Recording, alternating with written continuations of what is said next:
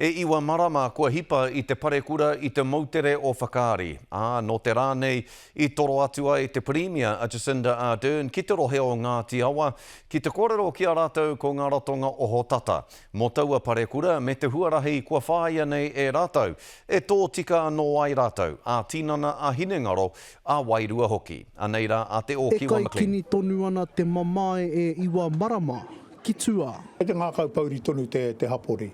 E te ngākau pauri tonu a Ngāti Awa I roto I tērā o ngā pahutanga o whakaari. No te rānei huitahi ai te kaiarahi o Reipa te iwi o Ngāti Awa me ngā ratonga whawhati tata I hāpai ake I te parekura nui o whakaari I tērā tau.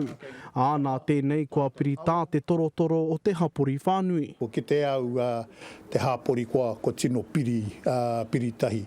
I roto I tō rātou nā māramatanga ki etahi o ngā āhuatanga o te ao Māori. Ko tērā mea te wairua.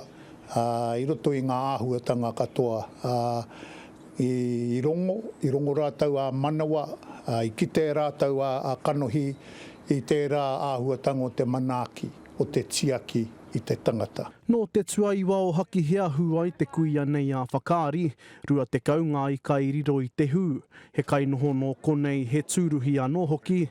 Hei tā Ardern, he nui ngā koranga mai tēnei parekura. There are lessons to be learned. Much of that, though, I do want to leave to those who are in the position to look at all of the evidence, and that will be through, for instance, the WorkSafe investigation. Hei tā te kahika o whakatāne he hapori manawaroa tēnei, ka puta rātou I te aiopi pītanga. I think as a community we're very resilient and we've lived a life where we've had maybe not quite as close on each other's heels as normal, but we've had floods and earthquakes and a number of things we've had to recover from.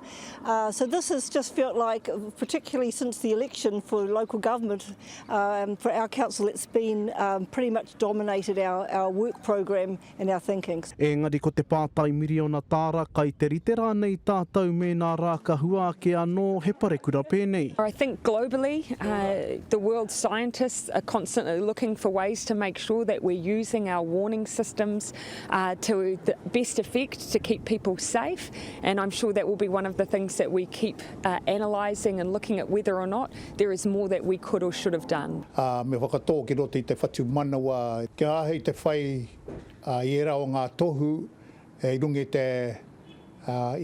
te mōhio me pēhea te whakahaere, whakarite I era o ngā āhuatanga.